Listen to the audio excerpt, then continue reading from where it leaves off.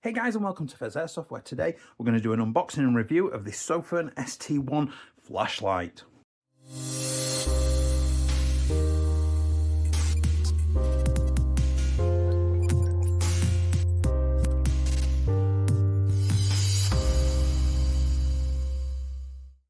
Hey guys, and welcome back. If you do enjoy this content today, please do consider liking, commenting, and subscribing, because those interactions help me get seen by the YouTube algorithms. That helps the channel to grow. All my socials are down below on the Linktree link. Please do stop by and say hello, including my Discord. And if you want to join the channel, 99p a month, totally optional, really appreciated. That will take you to channel memberships, and it will give you custom videos for you guys, giveaways, a bit more of a say in the channel. Again, massively appreciated, but totally optional. So, massive shout out initially to Sofirn. I'm going to say Sofirn, I apologise if I've said that wrong, who contacted me and said, we want to send you a torch. Do you want to, are you game? I'm like, yeah, who doesn't love a good flashlight? So they're like, we've got the ST1 coming out. We're going to send you one of these bad boys to have a look at. We think you're going to love it. So here it is. And I am surprised at just how teeny tiny this little package is, and it is really tiny. So we've got a lovely picture on the front. It's kind of got like the sort of glossy printing on the front there. Otherwise the box is very matte. Obviously just telling us the branding, the model number, and we've got a picture of the flashlight, and it is a pretty fetching little flashlight as well. So coming down the side then, we have got an explanation. Then we've got maximum 1500 lumens. That's pretty damn bright. We've got a 226 meter beam. That's impressive. We've got a 450 hour runtime with the condition. We'll come to that later. 102 grams in weight, so it's like absolutely nothing. Flipping it over the other short edge, we've got a QR code to the Sofirn website, and then on the back we've got a little bit about their performance in general. So we've got sort of like the this brightness settings, or the light settings, the sort of lumens that it's running, and the expected runtime for each of these, and the fact it's IPX7 as well. It's got a drop resistance of 1 meter as well.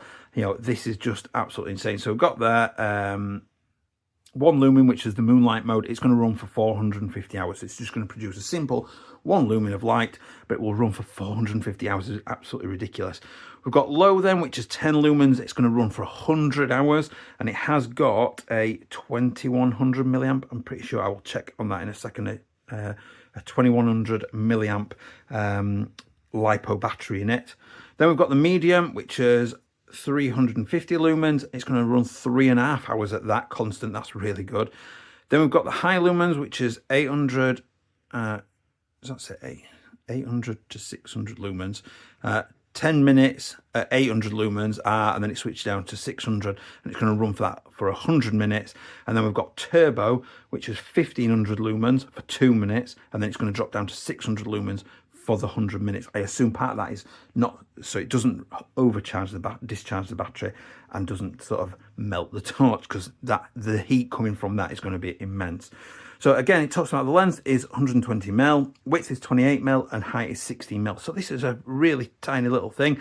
And time to charge, again, 1.5 hours to get some of these run times is pretty mental. On the bottom then, just a little bit more, and obviously the light range is 600 to 6,500 K. So I'll just pop that seal open.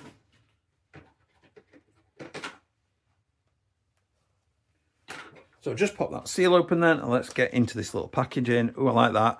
I think for me, it's important to have a nice box, to feel like I've bought something. You know, I grew up in an age when you used to buy computer games, you used to get big chunky boxes. You would feel, and a lot of people would be sat smirking to themselves going, yeah, I remember those.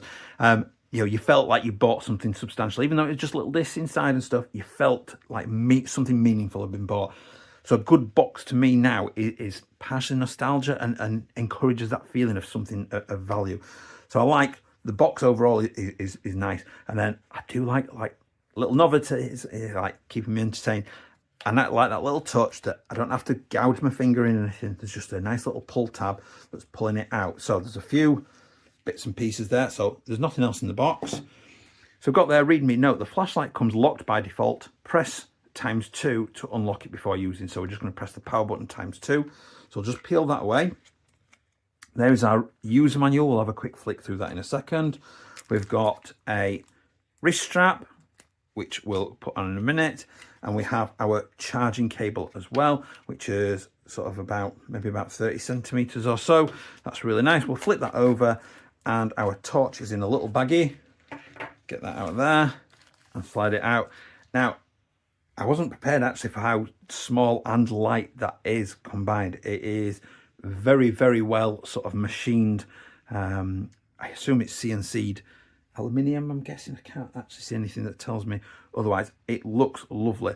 So we've got we can see the 5 LEDs then all on the front there. And we've got the branding, model number ST1, and we've got Sofirn engraved down here. We've got our USB charging socket down at the bottom, and we've got our wrist strap loops in there. So we're going to double press that. Oh, and there it goes. It has come on, and we'll turn that off. So I'm going to go and get this charged up. We'll come back in a second. We'll have a look at the manual. We'll talk about the lighting mode, and then I'll show it in use, lighting up some local areas. Okay, so put some charge in it. It was pretty much fully charged as it is, and it's got a really nice sort of charging indicator around the power button. So as you're charging then, if it is in red, it's between 1 and 20%. If it goes to orange, it's between 20 and 50% charge, and once the circle is green, you've got 50 to 100% charge, which, you know, it's nice to see and know how it's charging. So in terms of the manual then, it is a multilingual one, just so obviously you're aware. So we just sort of fold it down and open, and it just talks through the specifics around what is going off in terms of using this little setup. So you've got things in the box, you've got some figures for using it in terms of cycling through the power modes, which I'll demonstrate in a moment. And then it does the same more or less in other languages as well. So nice, comprehensive little manual. I've just noticed as well that there's a little sign on the back of the cover there. Welcome to the Sofirn family. Thank you very much. I appreciate that. Again, a massive shout out to the guys at Sofirn for sending this to me to unbox. I'm excited to get this outside and have a look at how it's doing. One note before we do sort of move on, it does say in the manual that once you've finished charging, to maintain that waterproof element, that must go firmly back in place. Obviously, do be careful with that, because if you do lose it, you have lost the ability to make it waterproof. So just keep that in mind. So when I press once, we get, this is moon mode. This is about approximately 1 lumen, and I will do some demonstrations of this when we're out and about, when I'm using it, before I come back to do the final thoughts. And then if I press and hold, it then goes to the medium setting. And then if I press and hold again, we go to the high setting. If I press and hold again, we come back round to moonlight. Now, at any point during that, if I double click, we go to the main beam, the high beam, and that's going to stay on for maximum, did we say 10 minutes on that? Let's have a look, brighten that up. We're going to get 2 minutes at that. That's on turbo, and press again, double click, press and hold again, and it returns back to the moonlight mode, the moon mode. Again, I can start to feel that some warmth is building up there. So again, if I double click, it goes to turbo, I'm going to say double click again, press once, and it comes back round to moon mode. And then just press and hold, there's medium, there's high, and back to moon mode again. And that's actually really simple to use to get around those modes. And if I hold the button, it will just cycle round them whilst I'm holding that button as well. So, you know, maybe you've got a need to sort of mess with that sort of setting. And then one click again, it literally just one click on, one click off. And when it turns on, it indicates where the battery's at as well. Again, a really nice little sort of quality of life sort of feature there, where you're going to know at turn on where your battery's going to be, if you're going to have enough to last you for a decent amount of time or not. So what I'm going to do is I'm going to cut here. I'm going to go and have a wander. I'm going to show you some sort of shots before, during the daylight, where I usually shine torches and things like that, some local landmarks and things like that. And then I'm going to show you with it going and show them side by side, so you can see sort of like the contrast of in the daylight versus this in the various modes and things like that. Obviously, moonlight is not intended for long distances. I can't imagine that I'm going to see much past, you know, sort of like a metre or two. It is enough just to sort of give you some basic illumination. But obviously we will try all of the modes out. I am very much excited to go and try this out. So I will be back shortly after that to discuss this torch. little preview in the daytime of obviously my shooting range, so we can see how it's lit up when we use the torch later. Sofirn attempt 2. So that is the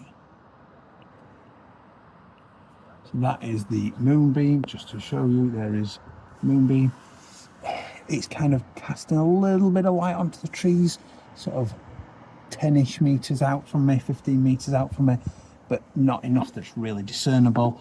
If I move up to medium setting now, we are illuminating those quite nicely, and we're casting over towards the trees over there where the bright lights are. Those are about 50 meters away.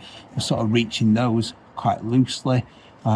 Can't really see much further down the field, but I can see sort of within 20-30 meters very, very easily. There is a bit of a light source off to my right though as well. I'm going to go up to the next setting now. So we are now well casting sort of 70-80 meters down the field there. We've illuminated quite an awful lot. These trees in front of me are immensely well lit up there. And then turned it off, and then we'll go from the high beam. There is the high beam. We are literally like daylighting this place. So we are casting well down the field there. Hopefully my sort of autofocus is getting that. We're casting well down the field, illuminating the trees. I can see all the way down to the bottom of the field down there. I don't know how well the camera's picking that up in the dark, but we are getting plenty of detail very nicely from that at all sorts of ranges.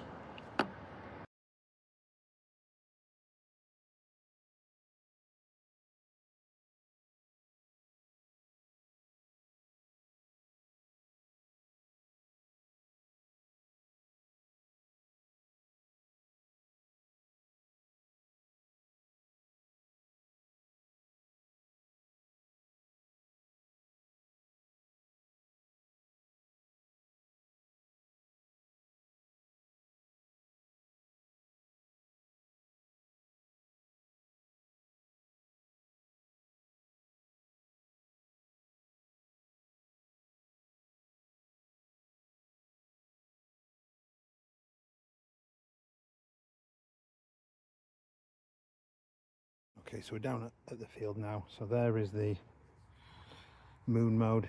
It does cast light a good few meters in front, but not mega detailed.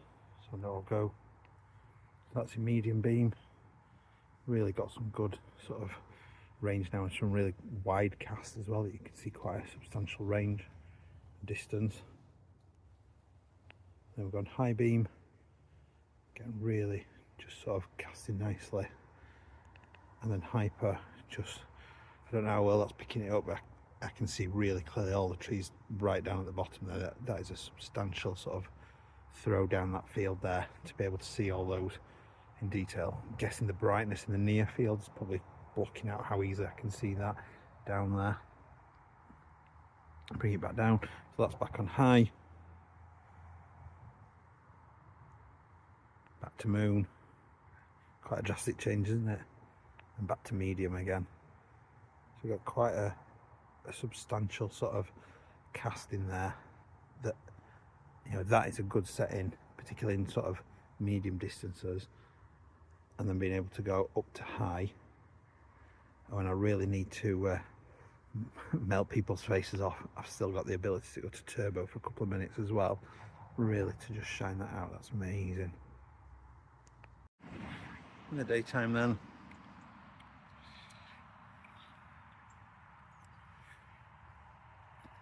got over to the trees there.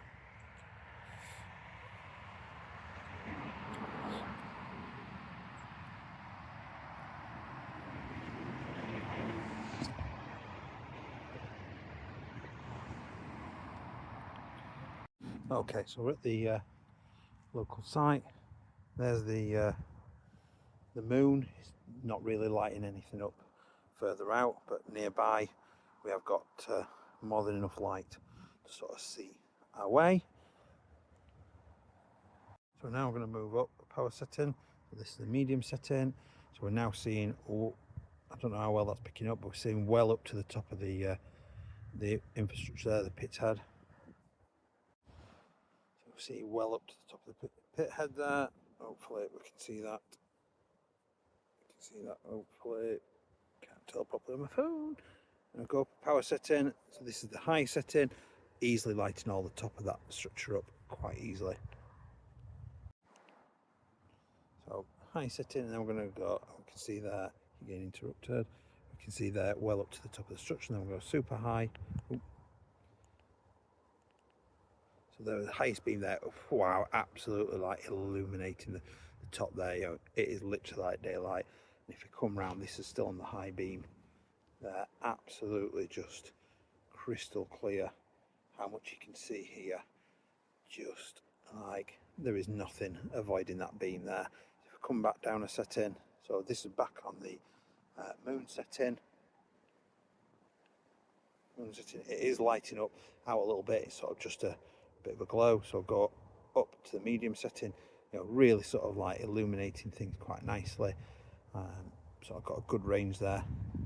High setting then, you know, really sort of starting to cast some real good sort of light out, and then back to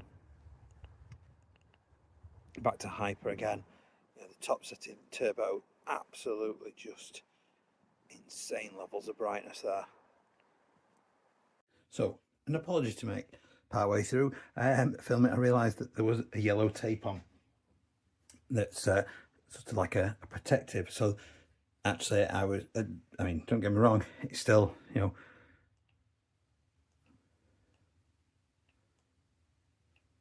there's the moon setting. So obviously first I literally did about 2 minutes, and I kind of looked and went, hang on a minute, I'm sure it's not supposed to be yellow, it's supposed to be bright white.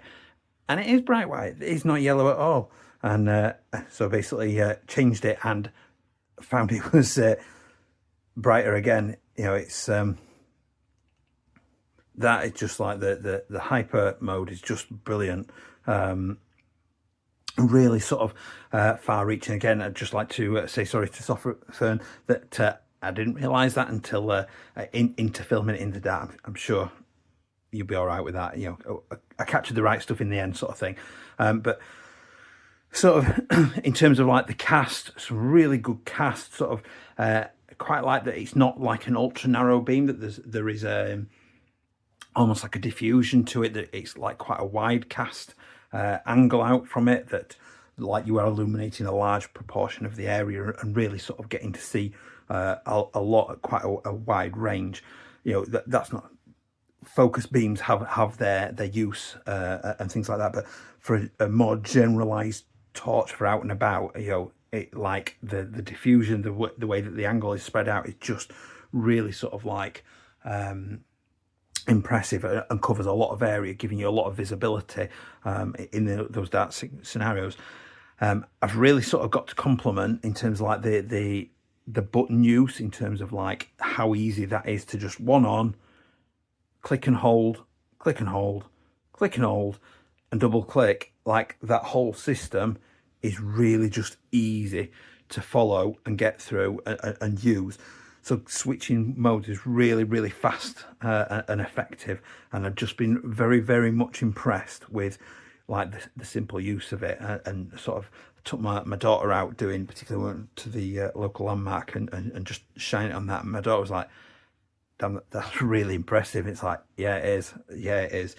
You know, that is, we are avid campers, amongst other things, and that now is going to go in my kit bag, and it's going to become a mainstay of camping. You know, being able to do like that, even just like sort of reading with that, or sort of just a little bit of lightweight sort of guidance and wandering and things like that, that is enough light to do an awful lot of jobs.